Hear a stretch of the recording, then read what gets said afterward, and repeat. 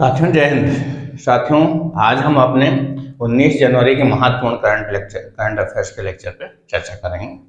साथियों ये current affair इतना इम्पोर्टेंट होता है कि आप खुद ही जानते होंगे, अगर प्रतियोगी परीक्षा दे रहे हैं हर एग्जाम्स में 30% से अधिक का वेटेज रखता है। अगर करंट अफेयर के क्वेश्चन गड़बड़ हुए, सब मेरिट डिसाइडिंग करंट अफेयर्स ही होता है। इसलिए डेली आप हमारे साथ 10 क्वेश्चन के माध्यम से राष्ट्रीय और अंतर्राष्ट्रीय जितनी खबरें हैं इंपॉर्टेंट वो हम लाते हैं, जो डेली अगर आप मेरे साथ बने रहते हैं, नोट डाउन करते हैं, उसका रिवीजन कर लेते हैं, तो कोई भी ऐसा क्वेश्चन नहीं होगा जो करंट अफेयर का छूट जाए। ये वादा है साथियों। आइए साथियों देखते हैं आज का महत्वपूर्ण करंट अफेयर। पहला क्वेश्चन है हमारा कि कौन सा आतंकी वैश्विक आतंकवादी घोषित हुआ है। वैश्विक आतंकवादी का मतलब है अंतर्राष्ट्रीय आतंकवादी। वैश्विक अर्थात अंतर्राष्ट्रीय आतंकवादी।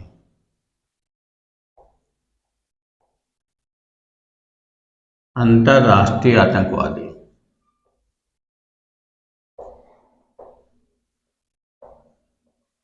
अंतर्राष्ट्रीय आतंकवादी बहुत कौन घोषित हुआ है, तो ये पाकिस्तान का अब्दुल रहमान मक्की।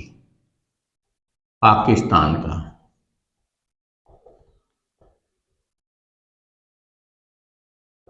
अब्दुल रहमान मक्की। अरे मक्की मक्खी याद रखना, बस पाकिस्तानी मक्खी याद रखना तो आपको समझ में आ जाएगा, याद भी रहेगा। तो पाकिस्तान का अब्दुल रहमान मक्की जो है ये बना है वैश्विक आतंकवादी। अभी तक 22 जून 2022 में भारत और यूएसए ने इसके खिलाफ क्या लाया था, इसके खिलाफ प्रस्ताव लाया था। खिलाफ यूएनओ में प्रस्ताव लाया था। संयुक्त राष्ट्र संघ यूएनओ का मतलब प्रस्ताव लाया था, लेकिन सभी देश क्या थे, सभी देश सपोर्ट में थे, लेकिन चीन ने वीटो लगा दिया था। चीन ने वीटो से इसको बचा लिया था, वीटो लगाकर बचा लिया था। अब चीन ने क्या किया, अब चीन ने वीटो हटा लिया, वीटो हटा लिया। जो भी राजनीति भारत की विदेश नीति के तहत कैसे सहमत हो गया, क्योंकि ये तो बहुत सपोर्ट लेता है, समझ लीजिए गोद लिया बच्चा मानता है उसको, लेकिन इसके खिलाफ ग्वादर में बहुत ही जो विरोध हुआ है, पाकिस्तान रोक पाने में असफल हुआ है, हमको लग रहा है उसी का ये असर है। इसने वीटो हटा लिया, तो अब ये क्या हो गया, पाकिस्तान का अब्दुल रहमान मक्की जो है ग्लोबल आतंकवादी हो गया है। ये क्या लश्कर ए तैयबा से संबंध रखता है। किसका आतंकवादी, लश्कर ए तैयबा। ये इसके संस्थापक कौन है,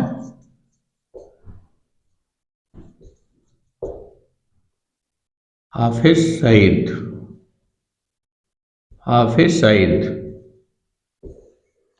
तो इनका रिश्तेदार है ये मक्की। आपका मक्खी जो भी है, मक्की जो है इनका रिश्तेदार है। ग्लोबल आतंकवादी का क्या मतलब होता है, फायदा। इससे जितने संयुक्त राष्ट्र संघ के सदस्य हैं, लगभग 193 तो है ही, 193 देश जितने हैं, वह इस पर प्रतिबंध लगाएंगे। अब पाकिस्तान को भी इसके खिलाफ एक्शन लेना पड़ेगा। भले दिखावे में इसको उठा के बंद कर देगा, इसकी फंडिंग बंद कर, इसके बैंक खाते सीज हो जाएंगे। सॉरी, इसका मुख्य कार्य क्या था, भारत के खिलाफ जो फंडिंग थी, भारत के खिलाफ फंड इकट्ठा करता था, चंदा इकट्ठा करता था, तो ये बंद होगा। इसके खाते सब सीज हो जाएंगे,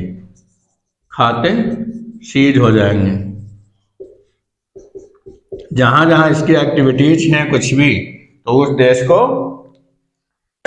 इसके खिलाफ एक्शन लेना ही पड़ेगा। ये होता है इसका फायदा। तो बहुत बड़ी जो है राजनीतिक हमारी जो है जीत हुई है हमें विदेश नीति की। अगला क्वेश्चन है हमारा, किसे उपराष्ट्रीय सलाहकार नियुक्त किया गया है? तो राष्ट्रीय सलाहकार NSA हमारे कौन है? अजीत डोभाल है। तो इसके अलावा अब किसको उपराष्ट्रीय सलाहकार नियुक्त किया गया है? तो हमारे पंकज सिंह जी हैं। पंकज सिंह जी अभी 31 दिसंबर 2022 को रिटायर्ड हुए हैं और ये BSF के DGP थे, महानिदेशक थे। इनको असम और पश्चिम बंगाल में जो पशुओं की तस्करी होती थी उसको रोकने के लिए इन्होंने महत्वपूर्ण भूमिका निभाई, इसलिए इनको जाना जाता है। कौन बने हैं? पंकज सिंह। पंकज सिंह 1988 बैच के IPS हैं, बैच के राजस्थान कैडर के,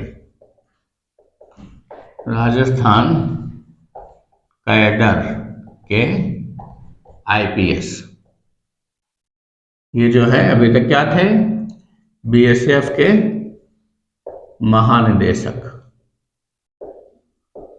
सेवानिवृत्त कब हुए? 31 दिसंबर 2022 में रिटायर्ड हुए। इनको क्यों जाना जाता है? असम व पश्चिम बंगाल में पशुओं की तस्करी रोकने के लिए इनको जाना जाता है। तो इनको बनाया गया है उपराष्ट्रीय सलाहकार, डिप्टी NSA बनाया गया है। तो ये जो है बहुत ही अच्छे ऑफिसरों में गिने जाते हैं। इनकी नियुक्ति 2 साल के लिए नियुक्त हुई है। इनकी नियुक्ति 2 साल के लिए की गई है फिलहाल, जब तक अगर बढ़े नहीं। अगला क्वेश्चन है हमारा, किस गुजराती फिल्म ने अंतर्राष्ट्रीय प्रेस अकादमी पुरस्कार जीता है? USA का है पुरस्कार। तो ये जो है किसने जीता है? तो अंतर्राष्ट्रीय एक फिल्म है छेलो शो, जो नामांकन इसका ऑस्कर में भी हुआ है। 5 फिल्म हमने 5 फिल्म बताई थी। कौन सी बताई थी आपको? RR बताई थी, छेलो शो बताई थी, कांतारा बताई थी, फिल्में बताई थी। तो इनका जो 5 फिल्में जो थी उनका नामांकन किसमें हुआ था? उसमें ऑस्कर की पहली लिस्ट में इनका नाम आया था। सॉरी। तो उसका इनको क्या मिला है? तो गुजराती छेलो शो के एक भाविन रबारी है, पाल नलनी की फिल्म है छेलो शो। कौन सी है? Gujarati film Chhello show, Gujarati film है। तो इसको क्या है, इसमें एक बाल कलाकार हैं, उनको भाविन राबरी, तो उनको मिला है। किस उस पर मिला है भाविन राबरी को? क्योंकि इन्होंने क्या किया, USA में आयोजित हुआ सैटेलाइट पुरस्कार दिए जाते हैं, उसमें सर्वश्रेष्ठ ब्रेक थ्रू प्रदर्शन श्रेणी में इनको ये IPA पुरस्कार मिला है। इन्होंने क्या किया? छेलो शो के भाविन राबरी हैं, बाल कलाकार, मुख्य बाल कलाकार। इन्होंने समय की भूमिका निभाई है, समय नामक किरदार, समय की किरदार है, समय उसकी भूमिका निभाई। इनको मिला है 27वां सैटेलाइट पुरस्कार USA में।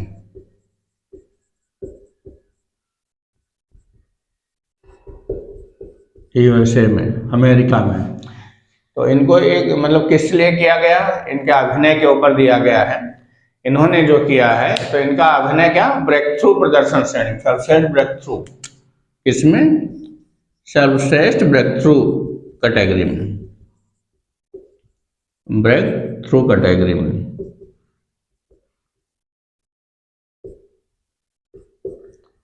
और RR को जो किया गया है, आरआर तो इसमें भी खाली हाथ नहीं आया है, क्योंकि एक पुरस्कार अगर मिल जाता अच्छा में नामांकन हो जाता। जैसे ग्लोबल अवार्ड उसके नाटू नाटू गाने को मिला है, आप लोग जानते हैं। तो ऑनरेरी सैटेलाइट आरआर को भी मिला है। आरआर जो है एस.एस. राजमौली की, एस.एस. राजमौली की, उसे क्या मिला है? ऑनरेरी सैटेलाइट पुरस्कार।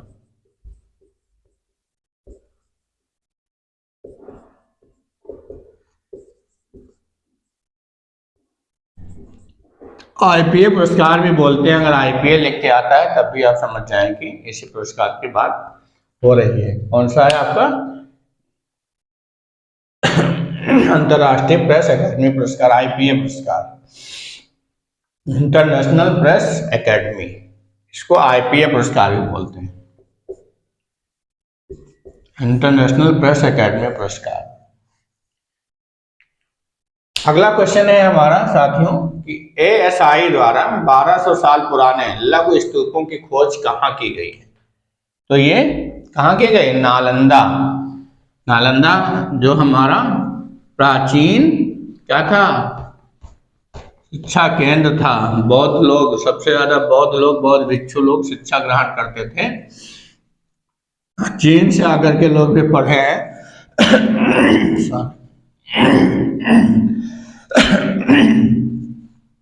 चीन से आ करके भी विदेशों के लोग भी जो यात्री आए हैं, फायान वगैरह, वो भी लोग जो है शिक्षा ग्रहण किए हैं। तो बहुत ही फेमस जो है नालंदा, उसमें जो है नालंदा महाविहार में खुदाई हुई है। तो वहाँ 1200 साल पुराने लघु स्तूप मिले हैं। कहाँ मिले हैं? नालंदा महाविहार, नालंदा विहार में क्या हुई है? इसमें एक्चुअल में क्या था? नालंदा महाविहार में एक मतलब ऐसा मिला है कि पत्थर से तराशा हुआ स्तूप निकले। स्तूप होता क्या है? बौद्ध जो है बुद्ध जी के समाधि स्थल माना जाता है सांकेतिक रूप से। तो वो मिले हैं पत्थरों से बने हुए, पत्थरों से तराशे गए बने हुए। तो ये किसने किया है? क्योंकि नालंदा बिहार में है, तो भारतीय पुरातत्व सर्वेक्षण विभाग के पटना सर्किल जो है उसने यहाँ पे खुदाई की। तो उसने देखा कि नालंदा के बिहार सराय टीला है उसमें, तो उसके पास जो उसकी खुदाई में एक मतलब 2 स्तूप मिले हैं जो किसके हैं? 1200 साल पुराने हैं। किसने खुदाई की? एएसआई क्या है आपका? भारतीय पुरातत्व सर्वेक्षण विभाग, सर्वेक्षण, पटना सर्किल में। क्योंकि ये कहाँ है? बिहार में है। ये बिहार नाम है, महाबिहार, इसे याद रखना, बिहार स्टेट में। पटना सर्किल के क्षेत्र ने खुदाई की। तो सराय टीले पर, इसमें स्थित है सराय टीला। सराय टीले के पास पत्थर से तराशे हुए 2 स्तूप प्राप्त हुए। पत्थर से तराशे हुए, तराशे 2 स्तूप प्राप्त हुए। स्तूप आपको पता ही क्या होते हैं? बुद्ध समाधि स्थल, सांकेतिक है समाधि स्थल। तो ये कितने के पुराने हैं? 1200। कितने? 1200। और नालंदा विश्वविद्यालय को बनाया, नालंदा को बनाया किसने था? यह है क्या? अति प्राचीन शिक्षा केंद्र, अति प्राचीन व प्रसिद्ध शिक्षा केंद्र।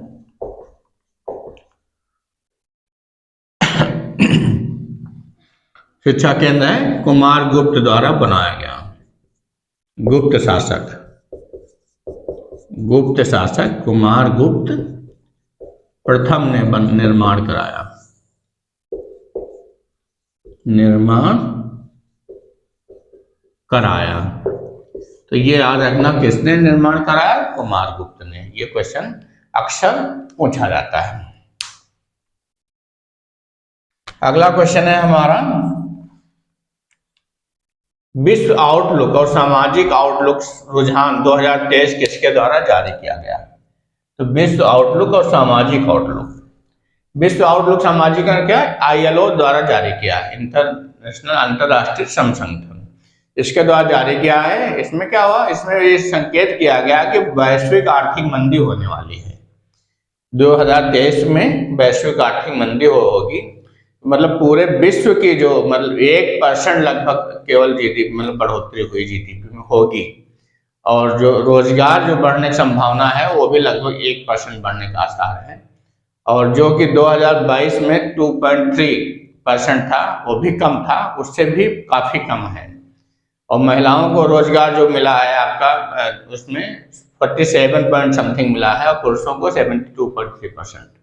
सबसे ज्यादा परेशानी ये बताई गई समानता में 15 से 24 वर्ष के जो लोग होंगे, बहुत युवा जो लोग हैं, बिल्कुल शुरुआत कर रहे हैं अपने जीवन की, समझ लीजिए, उनको परेशानी होगी, क्योंकि एक्सपीरियंस नहीं होता तो उनको रोजगार मिलने में परेशानी आने वाली है। अब इसी क्रम में अब जो केवल अरब देश और अफ्रीकी देश जो है, उनकी जो है रोजगार दर विश्व में अन्य देशों की अपेक्षा ज्यादा रहेगी, लगभग 3% इसमें बताया गया है। तो किसने जारी किया है? अंतरराष्ट्रीय श्रम संगठन 5, अंतरराष्ट्रीय श्रम संगठन ILO। इनने क्या बताया है? इसमें बताया गया है कि वैश्विक आर्थिक मंदी की ओर संकेत किया गया है। वैश्विक आर्थिक मंदी, ये बताया गया है कि जो है रोजगार जो रहेगा 2023 में, रोजगार दर जो रहेगी 1% रहेगी वैश्विक, जो 2022 में कितने परसेंट थी? लगभग 2.3% से काफी कम है, काफी कम होगी। महिलाओं को जो 22 में मिला है रोजगार दर, रोजगार दर में मतलब भागीदारी महिलाओं की कितनी रही? 47.4% लगभग रही है, और पुरुषों की 72.3% लगभग में रही, 72.3%। अब जो फोरकास्ट किया गया है, ये बताया गया है कि अफ्रीका और अफ्रीकी देश और अरब, तीन इनकी रोजगार दर अपेक्षाकृत ज्यादा रहेगी, रोजगार दर लगभग 3% के आसपास रहेगी, अपेक्षाकृत ज्यादा रहेगी। जहां वैश्विक 1% रहेगी, वहां इन कंट्रियों की, और सबसे ज्यादा परेशानी किनको होने वाली है? 15 से 24 वर्ष के लोगों को रोजगार में परेशानी मिलेगी, उनमें कमी आएगी, कमी दिक्कत जो है वो इसमें आएगी। तो ये जो है, तो इन्होंने वैश्विक मंदी पर एक अपनी रिपोर्ट जारी की है। किसने? अंतरराष्ट्रीय श्रम संगठन ILO की श्रम संगठन, मतलब श्रम मिलने में, रोजगार मिलने में क्या क्या परेशानी आने वाली, क्योंकि 2023 आर्थिक मंदी का रहेगा, आर्थिक मंदी का दौर इसमें वर्ष ये रहेगा। अगला क्वेश्चन है हमारा साथियों, क्वेश्चन नंबर 6, 1793 एस्टुरिन मगरमच्छों की निगरानी कहाँ की गई? तो ये भितरकनिका जो है राष्ट्रीय उद्यान हमारा उड़ीसा में, वहां की गई है। वहां स्लाइटली इसमें क्या किया गया है? वृद्धि देखी गई है। तो निगरानी कैसे की गई? आप समझ लीजिए, एक एक पकड़ कैसे गिनेंगे, ऐसा तो है नहीं। क्या किया जाएगा? इसको सैटेलाइट की सहायता से, स्पॉटलाइट और ग्लोबल पोजिशनिंग की सहायता से, लोकेशन की सहायता से इनकी काउंटिंग की गई है। तो उसमें इनकी संख्या थोड़ी सी बढ़ी हुई पाई गई, जो अच्छा संकेत है हमारे इकोसिस्टम के लिए। तो कहाँ की गई है? खारे मगरमच्छ जो होते हैं खारे पानी में, तो उसमें एस्टुरिन मगरमच्छ वैरायटी कही जाती है, उनकी गिनती की गई है। क्वेश्चन नंबर 6, कहाँ? भितरकनिका। भितरकनिका राष्ट्रीय उद्यान, बहुत पुराना राष्ट्रीय उद्यान है। राष्ट्रीय उद्यान कहाँ पे? ओडिशा। ओडिशा, ओडिशा में भितरकनिका राष्ट्रीय उद्यान स्थित है। केंद्रपाड़ा एक जगह है, वहां पे जिले में स्थित है भितरकनिका। तो वहां वार्षिक सरीसृप की गणना में इनकी गिनती की गई है। कहाँ? उड़ीसा का जिला भी लिख लो चाहे, केंद्रपाड़ा।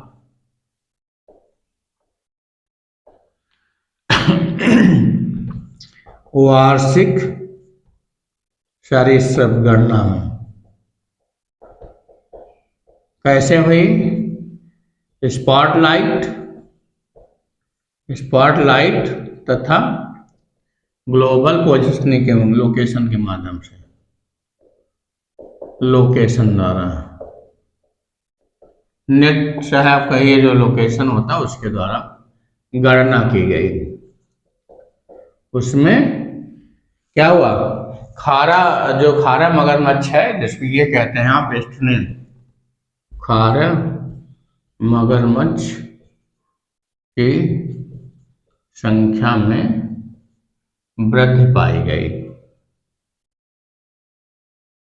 वृद्धि पाई गई। और कौन कौन से चीज होते हैं? जंगली सुअर होता है भितरकनिका में, और अजगर होते हैं, अजगर पाए गए। काली आइविस होती है, वो पाई जाती है। तो ये सब इसमें पाए जाते हैं। तो क्या है इसमें जो है, इसको भितरकनिका जो है ये 2002 में रामसर साइट घोषित हुई थी, लगभग अगस्त 2002 में रामसर साइट घोषित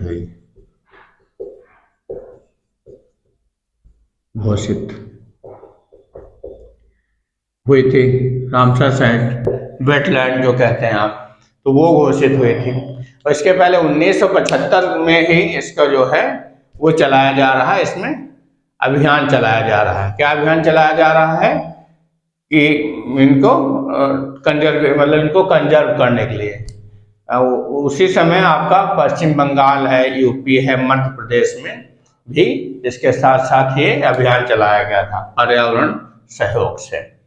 1975 में संरक्षण अभियान चलाया गया, संरक्षण परियोजना चलाई गई इसकी। साथ साथ कहाँ पश्चिम बंगाल में भी, और यूपी में भी, और एमपी में, और उड़ीसा में तो चलाई गई संरक्षण परियोजना इनके। तो और कौन कौन से चीजें पाई गए यहाँ मिलते हैं? और कौन कौन से? जंगली सुअर भी होते हैं यहाँ, जंगली सुअर, खारा मगरमच्छ जो अभी आपको है, मगरमच्छ, और आइविस प्रजाति होती है, कटीली जो ऊपर होते हैं, और अजगर भी पाए जाते हैं, अजगर। तो ये सब भितरकनिका राष्ट्रीय उद्यान में फेमस है, पाए जाते हैं। तो इनकी संख्या में क्या हुई?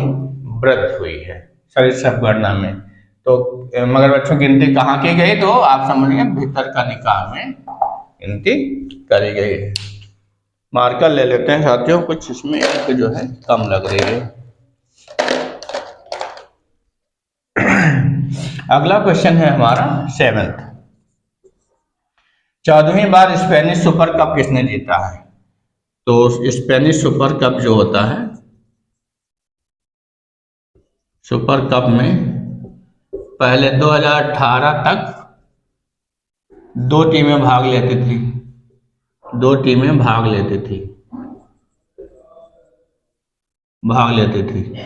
और 2019 से 4 टीमें भाग लेती हैं। ये क्या है? फुटबॉल टूर्नामेंट है,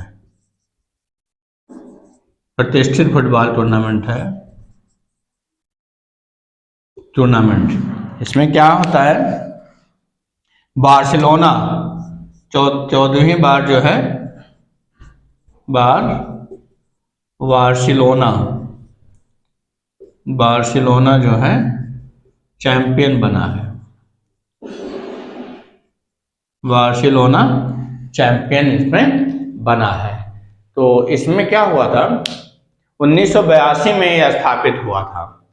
जो आपका स्पेनिश सुपर कप जो है, इसकी स्थापना स्पेनिश फुटबॉल जो है 1982 में स्थापित हुआ था। और इसमें लगातार पहले क्या होती थी, 2 टीमें भाग लेती थी। अब क्या होती, 4 टीमों की सहायता से खेला जाता है। तो बार्सिलोना इसका चैंपियन बना है। स्थापना कब हुई थी इसकी, 1982। स्पेन में हुई थी, स्पेनिश टूर्नामेंट है। अगला क्वेश्चन है साथियों हमारा कि 8वां OECD ने किसे मुख्य अर्थशास्त्री नियुक्त किया है। तो OECD है क्या है, organisation of economic cooperation and development. Economic cooperation and development. तो ये जो है इसके मुख्य अर्थशास्त्री। तो जितने मुख्य चीजें हैं कि कहाँ इनको आपको जो नियुक्ति होती है उनके बारे में जानना बहुत जरूरी है। तो इसमें क्या हुआ था, तो एक क्लेयर लम्बार्डी जो है, पहले नाम लिख लीजिए, क्लेयर लम्बार्डी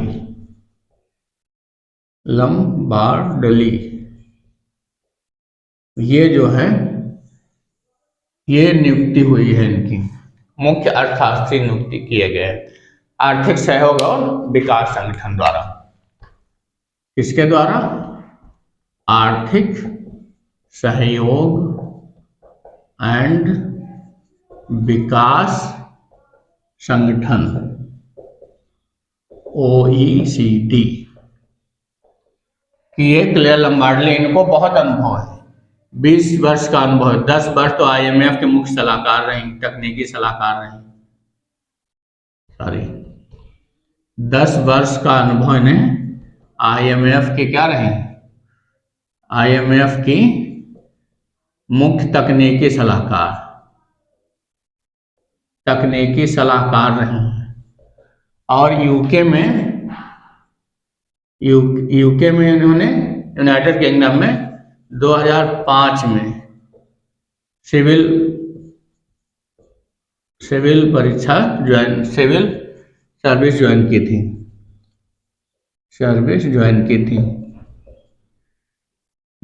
थी।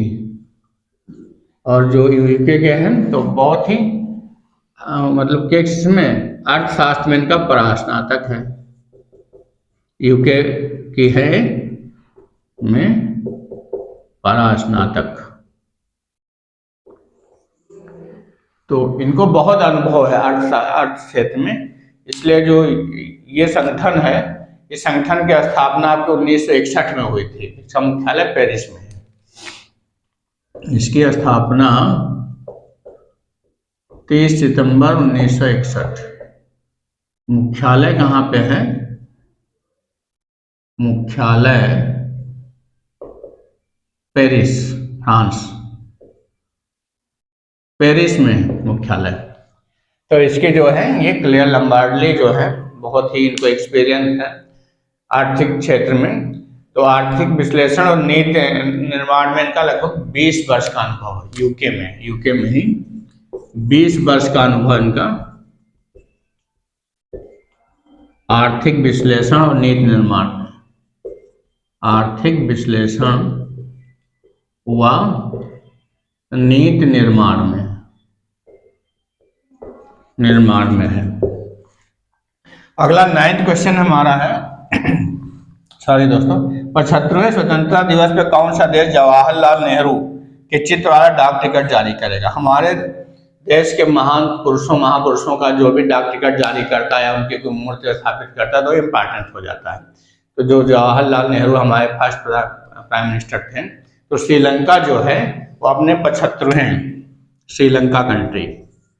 श्रीलंका देश जो है 75वें स्वतंत्रता दिवस के अवसर पर, स्वतंत्रता दिवस के अवसर पर क्या करेगा, जवाहरलाल नेहरू जी का, पंडित जवाहरलाल नेहरू का डाक टिकट जारी करेगा, डाक टिकट जारी करेगा। तो ये बहुत बड़ी बात है।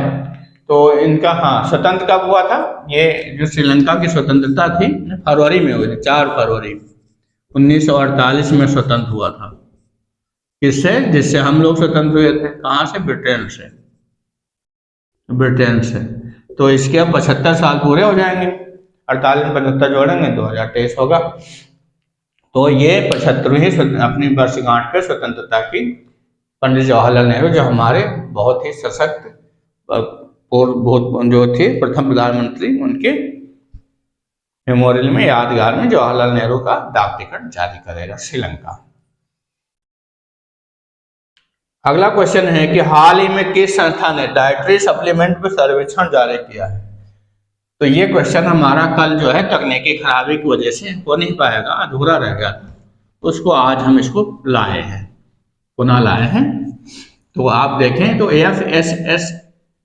FSSAI अर्थात भारतीय खाद्य सुरक्षा और मानक प्राधिकरण ने इसकी स्थापना 2006 अधिनियम के द्वारा 2008 में हुई थी, 5 सितंबर 2008 में हुई थी। इसका मुख्यालय नई दिल्ली में है आपका। तो इसने सर्वेक्षण जारी किया, किसने, FSSAI भारतीय खाद्य सुरक्षा मानक प्राधिकरण। ये किसकी यूनिट है, यूनिट किसकी है, स्वास्थ्य परिवार कल्याण मंत्रालय की, स्वास्थ्य एवं परिवार कल्याण मंत्रालय की यूनिट है।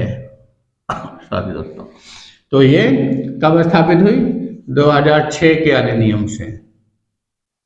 अधिनियम यही नाम होगा, भारतीय खाद्य सुरक्षा मानक प्राधिकरण अधिनियम 2006 अधिनियम से।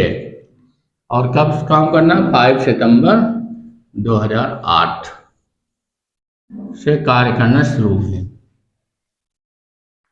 कार्य करना इसने शुरू किया। मुख्यालय नई दिल्ली है। अब इसने क्या किया, इसने प्रोटीन पाउडर हुआ 15% घरेलू उत्पाद के नमूने लिए। नमूने कितने लिए, नमूने 1,45,000 लगभग लिए। इतने नमूने लिए 1,45,000। तो उसमें इन्होंने क्या कि घटिया कितने पाए गए, 4890 बहुत ही घटिया पाए गए, मतलब जो बहुत, इनकी क्वालिटी बहुत ही गिरी हुई थी। और घटिया मतलब ये नमूने जो थे ये बहुत ही घटिया थे, बहुत ही, जिनको आप क्या करते हैं, क्वालिटी में बहुत ही खराब, ये जो थे नॉट कंप्रोमाइजेबल थे, मतलब इनको तो कंप्रोमाइज आप कर ही नहीं सकते थे, अत्यंत क्या थे आपके, बहुत खराब थे, बहुत खराब कर सकते हैं। और लगभग 16,000 के आसपास, 16,452 करीब ये घटिया स्तर के थे। ये तो मतलब ये बहुत ही खराब थे, रिजेक्ट करने वाले, नॉट टॉलरेबल थे ये। और ये जो थी ये घटिया किस्म के थे। इसमें 16,500 समथिंग है, 16,500 समथिंग है, 582 है, हाँ 16,582 घटिया थे। और जो और बहुत थे उनमें मतलब 11,000 समथिंग थे, उनमें क्या था, लेबलिंग दोष था, मतलब दूसरे कंपनी का, मतलब जो बहुत ही ब्रांडेड है उनका लेबल लगा के बेचा जा रहा था, तो लेबलिंग दोष था। 11,482 समथिंग थे, मतलब 11,000 समथिंग लेबल दोष था, लेबलिंग दोष पाया गया। अब ये क्या, प्रोटीन पाउडर क्या होते हैं, ये जो है लोग जिम एथलीट, हमारे बॉडी बिल्डर जो है, बॉडी बिल्डर व एथलीट, बहुत यूज करते हैं, बहुत ज़्यादा। तो इसका मार्केट कितना है? 2021 में लगभग 37,000 करोड़ इसका मार्केट था।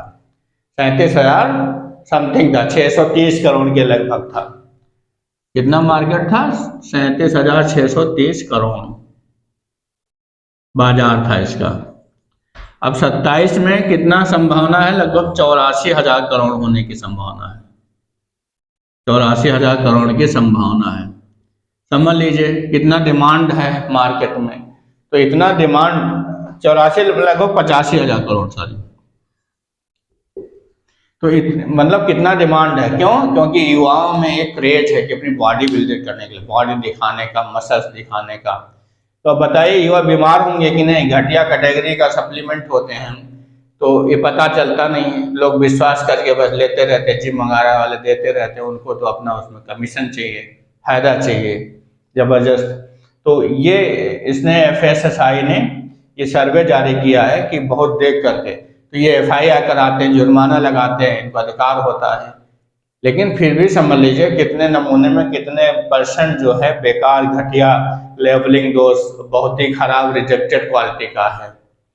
तो ये जो है रिजेक्टेड क्वालिटी का घटिया, तो ये जो यूज किए जाते हैं तो मतलब 15% जो इसमें उत्पाद हैं आपके घरेलू, कितनी मतलब घटिया क्वालिटी है, इसलिए इसको बहुत ही सजग रहना है। तो इसने सर्वे जारी किया है, किसने? FSSAI ने। साथियों ये रहे हमारे आज के 10 बहुत ही इंपॉर्टेंट क्वेश्चन। आशा है आपको समझ में आया होगा। तो डेली मॉर्निंग में आप मेरे साथ बने रहिए। ये क्वेश्चन जो होते हैं अपने आपके एग्जाम से बहुत इंपॉर्टेंट है। आप मेरा पूरा करंट अफेयर देख लीजिए, अभी जो 3 महीने का पढ़ा है, हर क्वेश्चन बहुत इंपॉर्टेंट है। और इससे हटके अगर आप डेली करंट अफेयर का जो पोस्टमार्टम होते हैं 10 क्वेश्चन का, उससे बहुत से क्वेश्चन और आपके कवर होते हैं। तो 10 की जगह आपको 30-40 क्वेश्चन कवर हो जाते हैं। तो आशा है कि आप जो 30-35 मिनट हमको देंगे वो आपका बहुत ही उपयोगी साबित होगा परीक्षा में। तो साथियों हमारे साथ डेली बने रहिए, करंट अफेयर पढ़ते रहिए, रिवाइज करते रहिए। थोड़ा सा भी अच्छा लगे तो प्लीज़ क्या करें? शेयर अवश्य करें। शेयर कर दीजिए और आप सब्सक्राइब कर लीजिए, बेल आइकन ऑन कर लीजिए। जैसे पढ़ेगा वीडियो वैसे आपको इसको त्वरित लाभ मिल जाएगा। आप रिवाइज कर लेंगे, आप लिख लेंगे, नोट्स बना लेंगे। साथियों पढ़ते रहिए, मस्त रहिए। कैलिबर अड्डा की सहायता से अपने करियर की ऊंचाई छुइए, आप अपने लक्ष्य की प्राप्ति करिए। यही हमारी शुभकामनाएं हैं। जय हिंद साथियों।